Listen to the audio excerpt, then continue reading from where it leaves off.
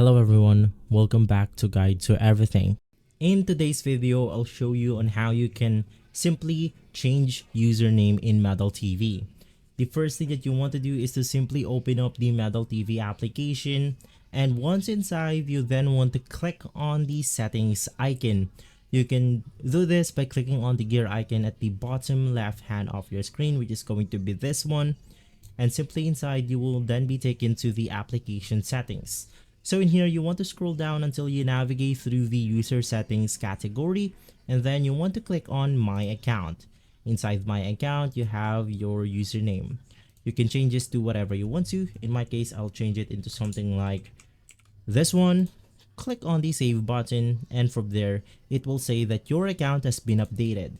If this video has been helpful, leave a like, subscribe, and as always, thanks for watching.